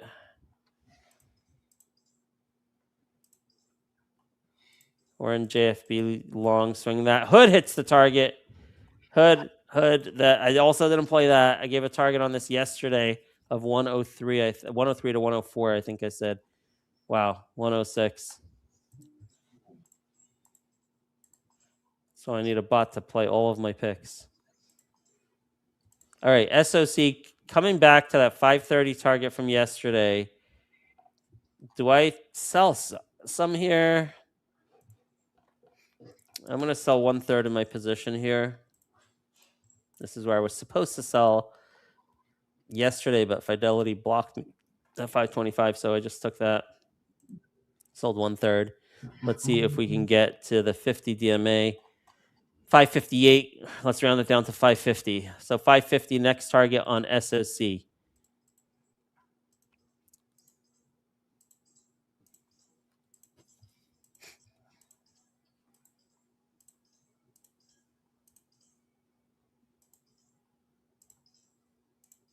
Watching Hal for reentries. Maybe this is a reentry. You know what? I'm going to try some Hal here because I made a lot of money on it here this morning. And it's right on this trend line, and the fundamentals could justify it. Let's see if I can get in here. No. Fidelity makes this super hard. Stocks under $1, you got to put a limit order in. Doesn't accept market orders. And nope, my order just put a floor on the stock and I didn't get filled. Now I got filled. All right, 90 cents. 90-cent entry on Hal. HOWL. Hal. Oh, Hal. Okay. Yeah. 90-cent entry. Let's see if we can make it back towards $1. The fundamentals do support a price of $1 plus here, but it's a biotech, so you never know. It was easier last night when they just did this cash deal and it had $1 net cash, and value investors would come in and say maybe they'll issue $1 dividend or whatever. Like that was an easy play last night. And then they did the merger, which I didn't like, but it ended up playing to my benefit. It's a whole different set of investors that come in. Once you have the merger, it's now a biotech play. It's not like a cash value play. Anyway, Moderna's up 10%. Good thing I bailed on that short. Yeah. Speaking of SOC, heading to the 550 target now. That the elevated 550 target SOC. Wow, Here we go. Exploding. Yep, SOC. I'm gonna trim another third. I'm trimming another third right here at 540. Having myself a day here finally. Nice. AVEX, I don't know. My position size kind of big. At 12%. I'm just gonna not really making money on this, but I'm just gonna reduce my size. I'll make like 10 cents a share on this reduction here. All right. So I just reduced a little bit since it's not doing a UMAC, and I was hoping it would do a UMAC today. Honestly, I'm thinking maybe I should have sold all the SOC there. That got close enough to the target, right? I think I'm going to be all out. I'm selling the rest of the SOC here. 550 was the target. It got big moving average resistance there. I'm all out. All out SOC for now. All right. Yeah, it was a good pop-up. Whew. There we go. 90-cent bounce here on Hal. Gold looking strong. Bull looking really strong. Wow. Those bull calls I picked up were so cheap. I probably left a lot on the table. Yeah, I already did, because now they're 97. Now they're over $1. They're up. Dude, live on the show, I'm up almost 100% on these bull calls, right? Wow. That's great. They're 97 by 110. I bought them at 55 cents.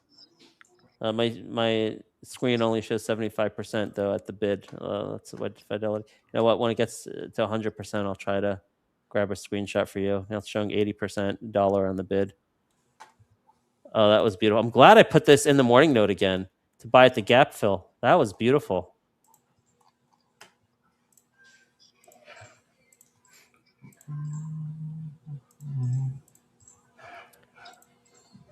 TXYZ not working, but that's going to be a swing.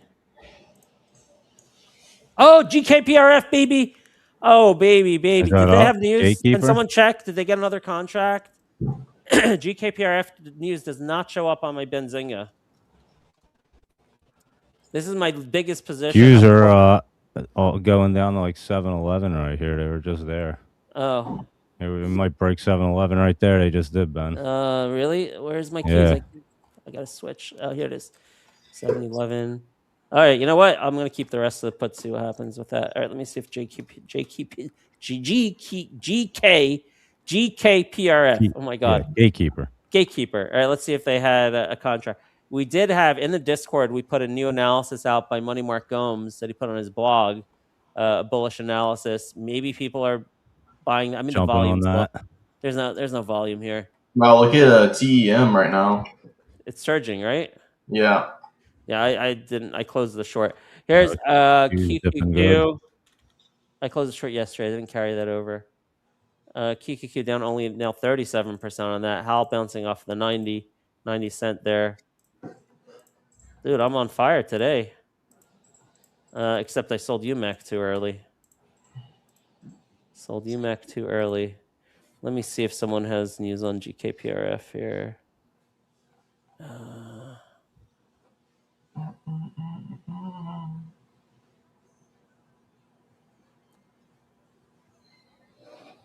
Could be that GKPRF just reacting to the Money Mark post yesterday. I have a big position, guys.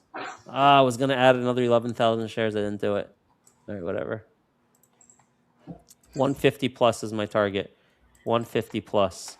This thing is so cheap. Honestly, it's worth closer to $2, but it's OTC stock, so it doesn't get the love. Well, glad I just reduced a little AVEX there. Bull still looking good. Wow, Ben, Qs are dipping good. UMAC looking good. Oh, Qs are dipping good. Let's see. All right, those puts I have are now down only 30%. There you go. Didn't I buy this at the close yesterday? I think I bought this at the close. And the Qs are down, but my puts are down too. That's why I don't swing these things over, because it's just too crazy in the morning. Yeah. There's a lot of gap premium built into that in case the market gap down, which it didn't.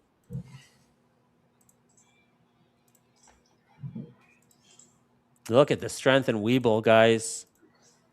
Webull super strong. And UMAC.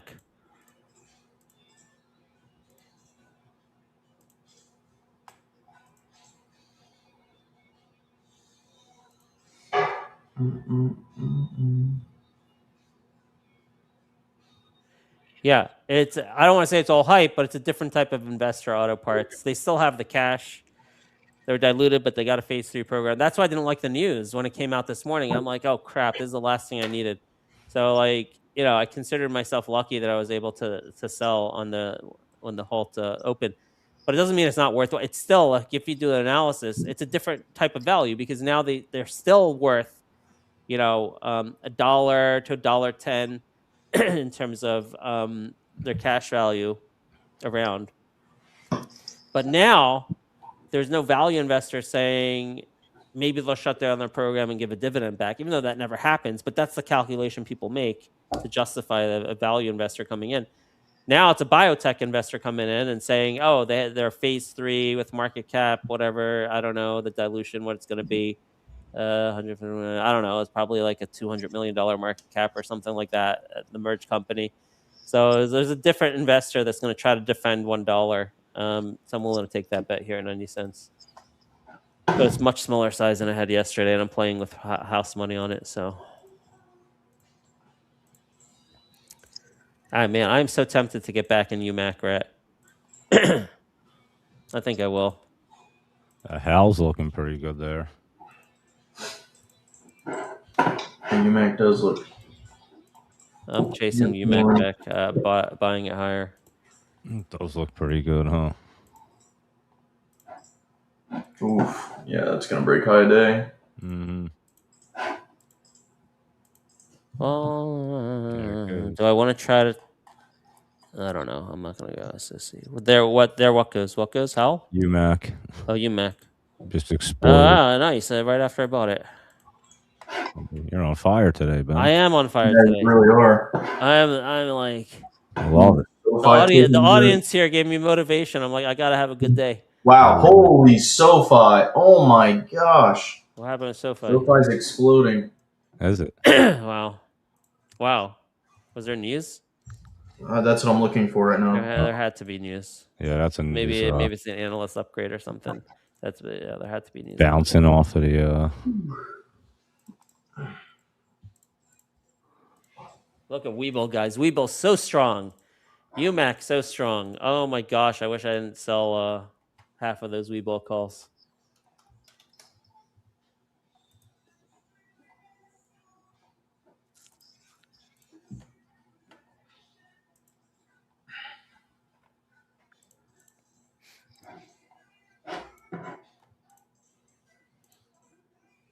Come on, Avex.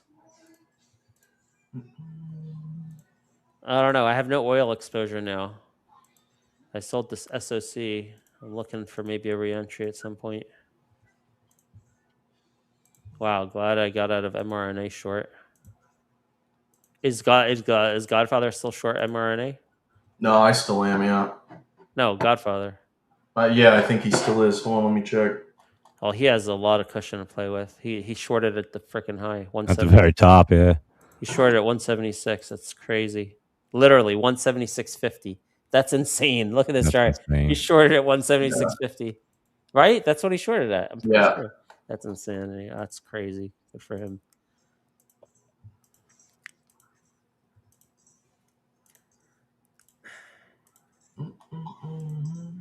Wow, Webull having itself a day here.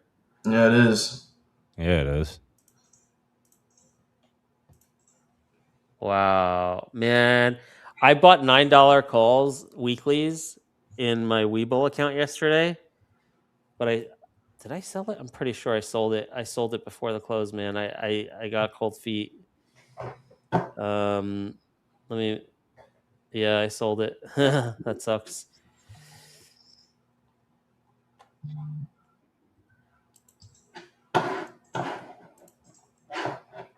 Now we can get a scalp here on Hal.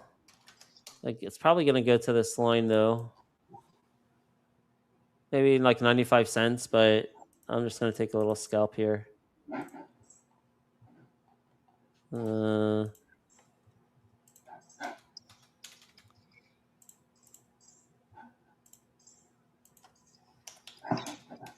90 to 93, 3-cent scalp on 20,000 shares. That's like $600. I'll take it. All right, cool. All right, got that. Nice. Webull, man. Webull play of the day. We had it as a top 5 pick. Yeah. Yep.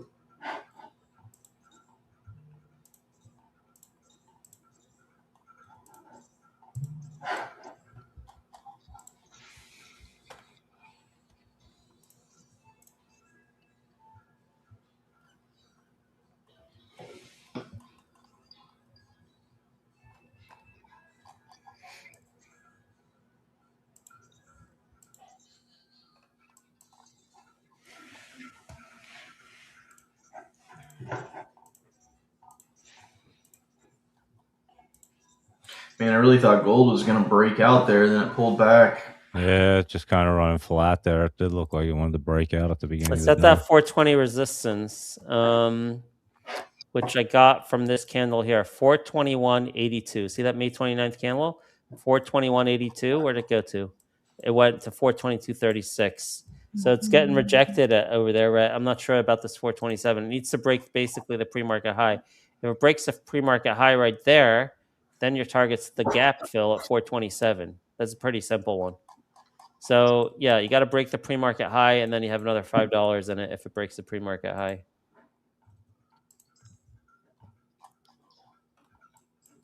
Wow, look at the comeback in Zeta right now, guys. From 27, almost $1 move, but looks nice. It's just volatile. I don't know how you play that. I mean, look at this. Pull I'm out. holding this long term. Yeah, it's a I'm not long trading term. that right now. Yeah, if you pull out to like a 30-minute chart or a 1-hour chart, like it's kind of a meaningless move. If you can. Yeah, I'm just flipping through 5-minute charts right now. So Yeah, I mean, if someone nails it, good for them. It's not easy. Yeah, I left a little bit on the table there with Hal. It was looking good. But I think I would try that again on Hal. I think if you dip anywhere into the 80s or 70s to 90 cents, I think that's a buy today for a day trade. Oh, Walmart falling off a cliff again today, making another new low here. I knew that was a terrible report. I don't know what the AI was saying last night. Remember that? I'm like, remember Mason and I, and there was someone else who were like, why is Walmart? I think you also checked it. Like the AI bots were all defending the Walmart ER, and I was like, this is terrible, guys, and this is going to take the market down. I'm like, I don't understand what these AIs are talking about, but it basically like it made me second guess myself, so I stopped shorting it in pre-market. I only made a little bit of money. I'm like, okay, I don't know what they're talking about, but that was a terrible report. Like, terrible guide.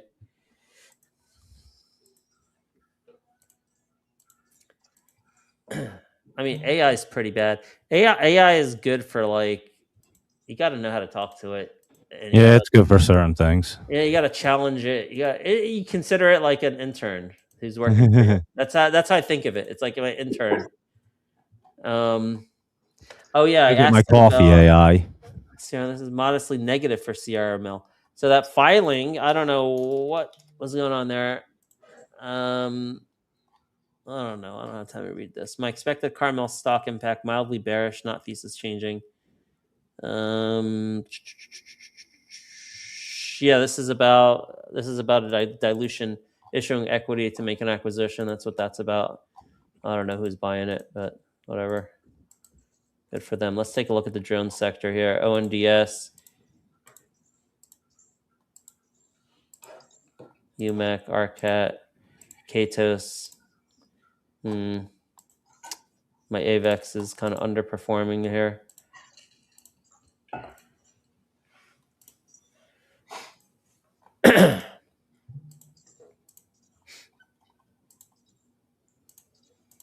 You know what? I think I'm going to cover the SpaceX short. Let me see if I made money on it. Looks like it's stabilizing down here. I short at 132.29. No, whatever. Not making money, but it looks like it's stabilizing down here, so I'm going to cover it. It looks like for a loss. Oh, yeah, I was a little bit late. Just took a loss on that by 15 cents a share loss or something. Oh, wow. Oh, that's good timing. Oh, God. Whoa, look at that. Jeez. Look at that pop. I covered the short with the right time. Oh, God. Gee, I should have went long when I covered that. Oh, my God. That's crazy. Jeez. Wow. Oh, my God. Jeez. Oh, Hal coming back down. Let's see. Let's see how low it goes this time. Let's break 90 this time. What did it last time? 88.69. I got support there. 88.69. I don't think I'm going to re-enter unless it has a big dip. Oh, the Q's bouncing with this. Wow. Yeah. Holy moly. We should have really went long there. Oh, that was crazy. About $1. It moved up $1 there in that candle. That was crazy. It's still going. Wow. I get my SpaceX shares September 24th, a little over a month from now. Nice. Mm-hmm. I get Cerebrus, I think, on September 4th. Got about 40% of my shares are going to be delivered to me then. I really hope Cerebrus holds up. I'm going to sell covered calls on them as soon as I get them. Oh, and guys, we'll do the $100 giveaway for the people that entered. We're doing a $100 giveaway? Yeah, because I already had put it out before. Oh, okay. How many people entered it? Let me check. It wasn't announced on the stream. Do we want to give the folks on the stream a chance at this point, or it's closed out? 16. It's up to them. What do you want to? I mean, it's up to you, Ben. What do you think? We're still live for 23 more minutes, so yeah, tell them how to enter.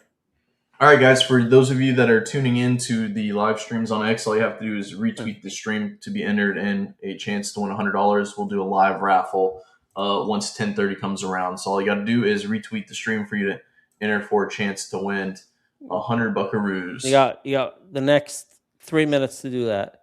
10 a.m. is your last chance to retweet the stream. All right, and then we'll do the drawing at 10:30. Or I'll call it 10:15 a.m. Just head on over to X, retweet the stream. That's it, right? Okay.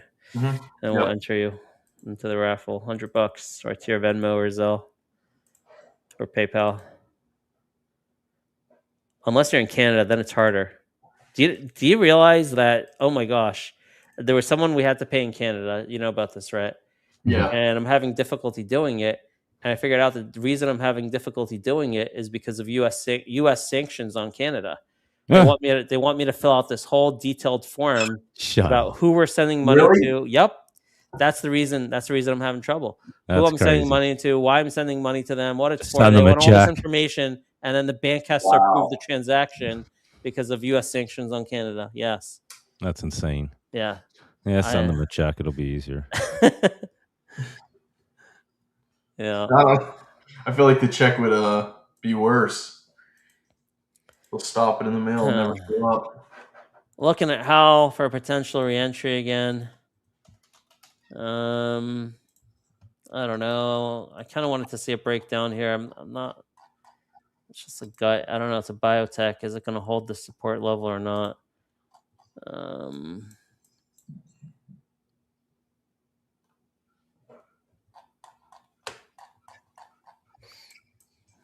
I don't know.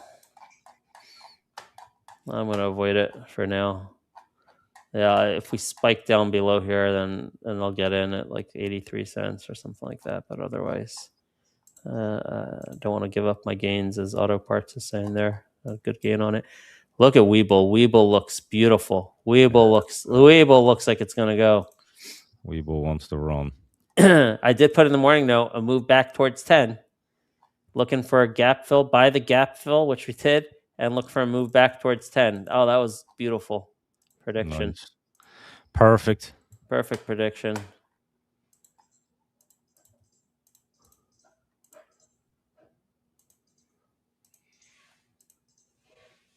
Avex is failing on me. I'm gonna it's all right. Making profits elsewhere. But I'm going to reduce my AVEX a little bit more here. Just the volume is not there.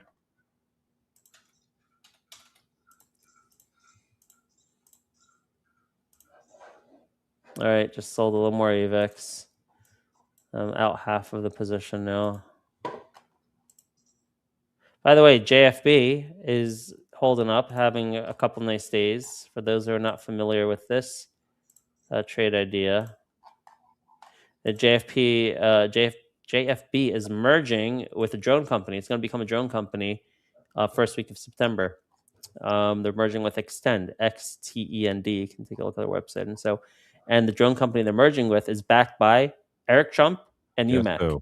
Eric Trump and UMAC. I mean, I love this play. I reduced yesterday, and I kind of regret it because I was, again, worried about the market conditions. I'm at a 4%. Ben, they're trying to put this in front of so many people that my mom even sent me an article on this. Who did? Your mom? My mom. Yeah. On JFB? Yeah. She's like, what do you think of this? And it was like an article. I'm like, that's funny. I said, we're actively trading this in the community. What did the article say? Hold on, let me pull it up. It was just talking about the relationship, pretty much. I mean, honestly, I think this is a no-brainer. It's just about the timing. Yeah, it's you got to bear the volatility, right? You have all this volatility, and you got to hold through the volatility until it finally explodes, which I think it will. But when is it going to explode? How close proximal to the merger being completed and the ticker symbol change. That's a little bit tricky because of market conditions. Mhm. But you know what? I think I'm going to buy back what I sold yesterday because I have some profit now from the other trades. So I'm buying back what I sold yesterday, getting back towards a 5% allocation because I'm only at 4% now. And let's see, I just bought a little bit. Where's that taking? Now I'm at 5.75%. All right, cool. I just increased JFP back to 5.75%. And we do have a sector tailwind, as you know, for drones today. So that feels good. UMAC pullback, gold a little pop, 10:12 a.m. Q's coming down. AVX a little pop, pull back in our oil name. SpaceX getting shorted again off that pump. TLT problematic for markets. Good thing we closed the Moderna short. At least I did. Good thing I closed the temp short yesterday. Damn. Let's see what else we got. IWM at low of day. We should monitor that. Q's about to go to a low a day, it looks like. Oh, wow. Look at that. My Q puts are in play. I only have a 0.2% allocation left. Here it was. Wow. IWM low a day. JFB a pop. IWM low a day. UMAC real big pullback. I shouldn't have chased it higher. SOC coming back for maybe a Q's are at low re-entry a day right here. opportunity. SOC. Let's watch this here. It got very close to the target. 550. Q's low day. Yeah, Q low a day. guess I shouldn't have sold half my Q's earlier. Yeah. For a loss. I'm still down on them. I'm still down 28%. Gold. Let's take a look at gold. Gold's consolidating up here, getting ready for the next leg higher. That you break that pre-market high, then 427 is your target. Yep.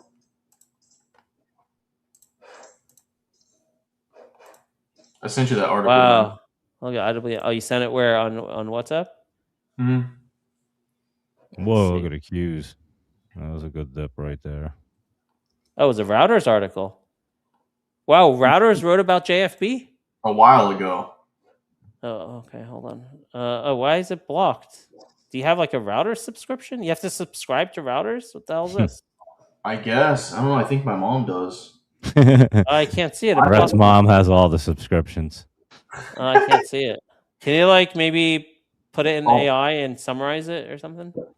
Let me see. Sometimes AI can get behind that paywall. Yeah, I know. It's amazing. Try. AI let me try. While you guys are doing that, I'm going to get these people that are entered for the giveaway $100. I'm getting AI to summarize it. Let's see if it can get through that paywall. Repose. USO pop. SOC. Wow, IWM dumping. I'm so glad I stayed at yellow signal. Yeah, great call then. What's not a good call is I got back and I chased UMAC higher. So yeah, it summarizes. It says JFB agreed. Here, let's pull it up again. JFB agreed to an all-stock merger with Israeli AI drone maker Extend at a $1.5 billion valuation, taking Extend public on NASDAQ under XTND upon the expected mid-2026 closing. Eric Trump and UMAC are investing alongside Protego Ventures, American Ventures, Aliyah Capital, and others. Extend systems are already used by the U.S. Department of Defense, Israel, the UK, Europe, and Singapore, positioning the deal to capitalize on surging military drone demand. All right, I feel real good about holding this. This has got to surge into the merger. All right, got all the people. Oh, look at IWM. Holy crap! Yeah, it's cruising down, huh? See, but you would have had to buy it at the open because it's still up 0.3%. If you swung IWM puts, you're overnight. That's why I don't. They're worthless. Yeah. Just see where it wants to go in the morning.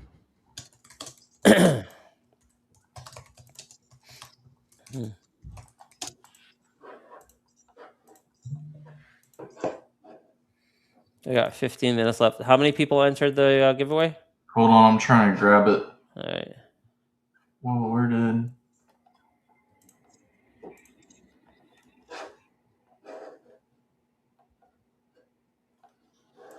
There we go. Oh, you have Oxy Strong on oil. Can't believe all these things hit my target. And look at Tesla today. Tesla into the gap. Tesla target is 365. Man, I last Friday I played it on news and it looked like I was making a ton of money, and I was, but I didn't sell. I bought more, and now it moves crazy into the gap. IWM low a day again. IWM dipping down good, The huh? gold looking nice. Gold looking good.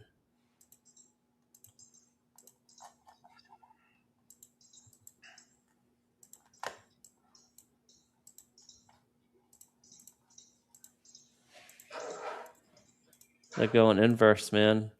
Gold and indices. Gold acting as a hedge. Mm-hmm. Look at that. Look at that. You pull out to like 30-minute and 1 hour chart. Gold looks great.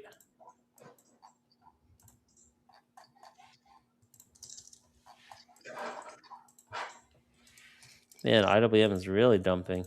Yeah, it don't look good, huh?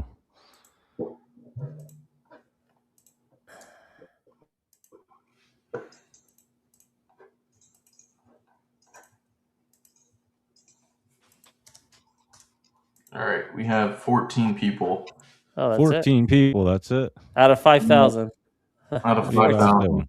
14 people out of 5,000 decided to enter the raffle. I think one of them might even be me, and I don't count, so you guys Yeah, better I get took, on it. yeah, I took 4 or 5 accounts out because it was us in our accounts. So Huh. Wow, I got $1.30 intrinsic value in these now.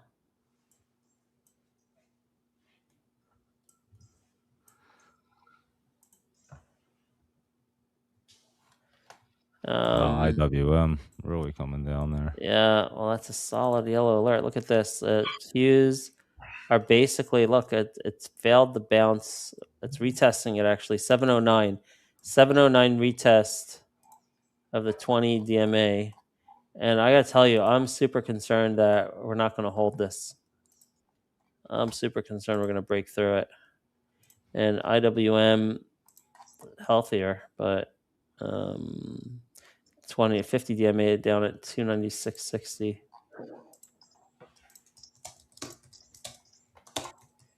Oh man, the one mistake today I made was chasing UMAC back higher after I made a profit on it.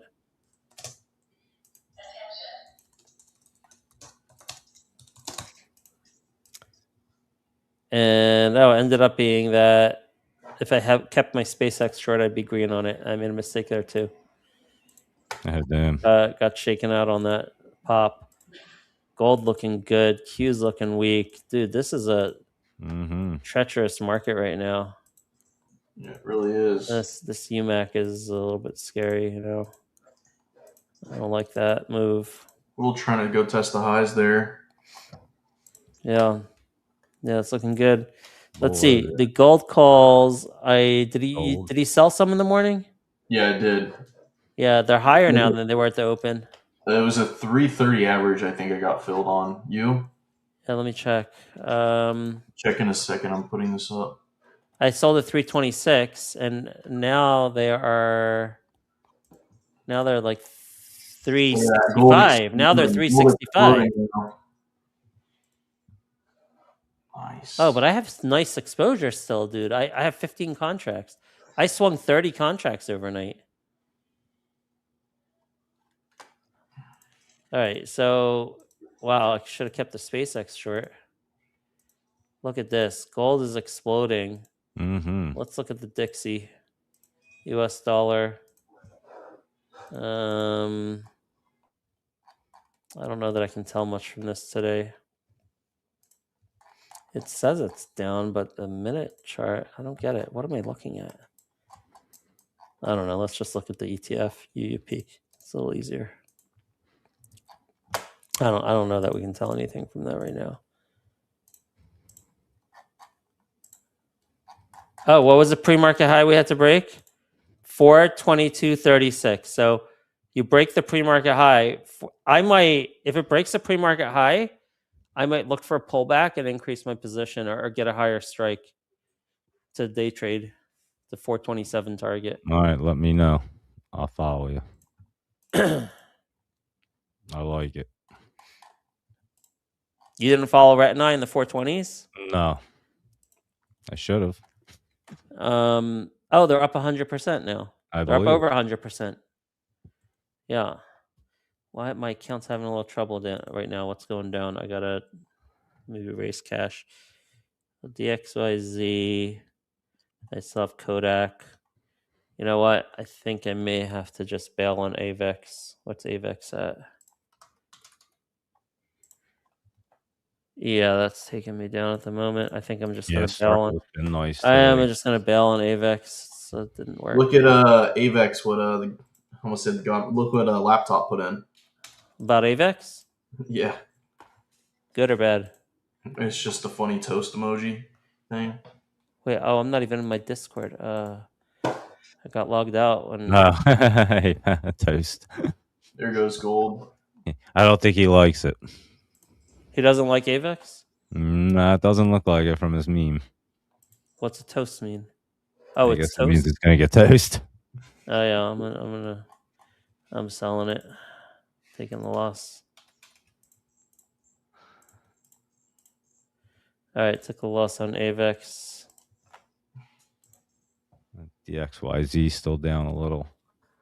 He shorted more Moderna. It looks like.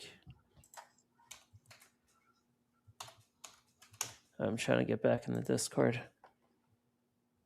Oh, you mean laptop travel? I thought you meant Godfather. I keep mixing up. You're mixing them two up, huh? Yeah.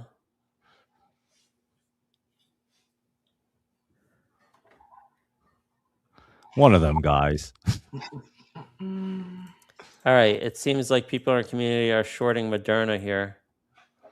Let's take a look. I don't know. I'd rather be long gold than shorting Moderna, but Yeah, I don't know if I mean, it is way up there. It does look like it's about to come down. I'm not gonna lie. no, I don't like it. It's too scary. Anything can happen with these shorted. And I'm not going to short Moderna, but yeah, yeah, the gold long looks better to me, and the Q short even.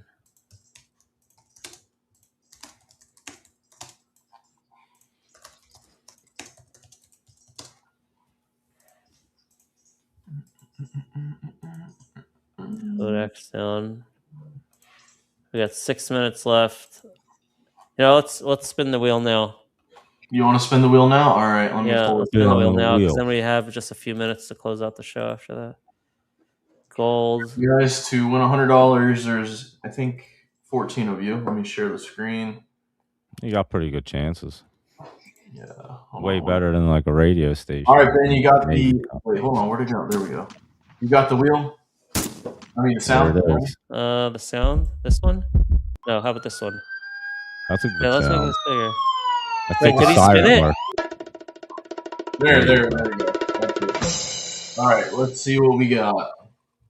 Who's gonna Winner win? is Izzy again? Izzy again. Izzy won again. Back to Izzy's back? getting rich from the show. Holy cow. Wow, Izzy is killing it. Izzy all over the place. You crazy guy, you. Look at gold. Oh my gosh. Oh, we're There gonna we break go. it again. Well, congrats, Izzy. We'll already have the info from last time. I'll use that. Send it over. At least it's not Canada, right? Izzy's not in Canada. What? Yeah, that is very true. There we go. 427 target is incoming. Hold on. Let's see. Let me just see precisely where this candle resistance is. You know what sucks? I only have 2 of these 421.82. left. At 15, baby. 421.82. But then Wow, we're up over 70% now on those calls. Nice. on which calls? The GLDs. What do you mean? I'm up over 100%.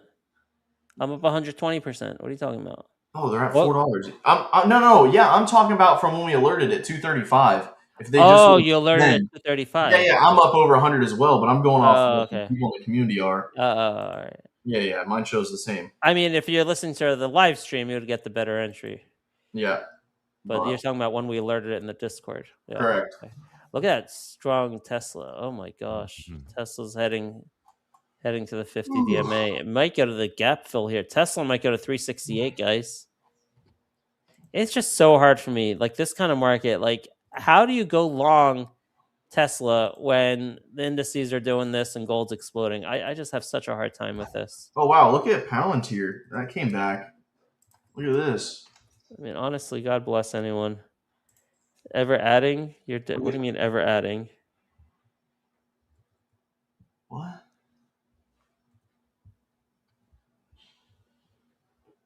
Look at gold exploding.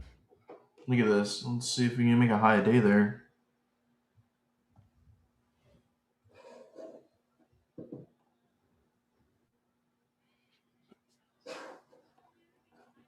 There's always a possibility of everything. H1, I'm answering you. I'm not even waiting for the Godfather. I don't know what he'll say, but in the stock market, everything is possible.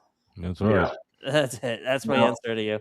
So that's why you gotta manage your risk and diversify and have the proper allocation sizes. Look, AVEX is going to go after I sold it for a loss. Oh, gold pre-market high 422.36, 427, especially if it breaks that 422.36. Honestly, I think it looks great. It looks like it's going to go. Oh my gosh, it looks like it's going to go. Oh my gosh, it's going to go. Look at the RSI. Beauty. Oh my gosh. What? What a beauty. They're going to go. Yeah, it looks like it's going.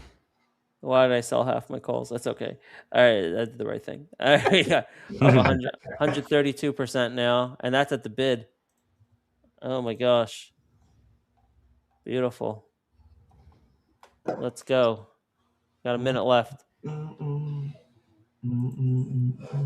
Q's bouncing back a little bit. How I did not get back in yet. No, I don't think I'm gonna. I don't know. I would just leave your profits and let it go. Yeah, I'm not gonna play with it. But if it spikes down like big, I might try it again. Whoa! Look at Tesla. Oh my gosh, it's going right to the 50 DMA 365. I wonder if Yosef is still in it. I don't know which expiration he was playing with. There we go. That's holy moly, Tesla. Yeah. I know. Right. So, yeah. Man, I said that the other day. I think I said 367 or whatever. Yeah, I mean, the target's easy to see. The question was how quickly it would go there. 50 DMA, yeah. 50 DMA, 365.80, and then you have a gap fill at 369. 369.50, 369, call 369. So call it 366 to 369 target, but I can't chase it. I just can't.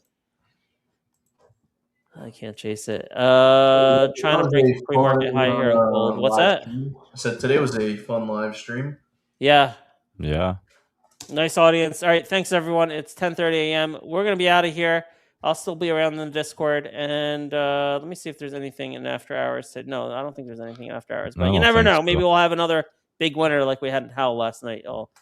We'll collaborate there in the Discord. Take care, everyone. If you guys are looking to join, head on over to storytrading.com, and you guys can use code SUMMER for any of the checkout links. Apply that promo code when you check out to get 50% off any of the plans. So today is the last day to take advantage of that. We haven't done a big promo code like that in a while, and we probably won't for a while. Oh, today's Friday. I thought it was Thursday. Today's Friday, yeah. You enjoy the weekend, everyone. Oh, then I'm definitely not staying around after hours, yeah. All right. We're rolling. All right, guys. Don't forget to take advantage of that promo code. Take care, guys. Bye-bye. All right. Enjoy the weekend. Yep, you guys as well.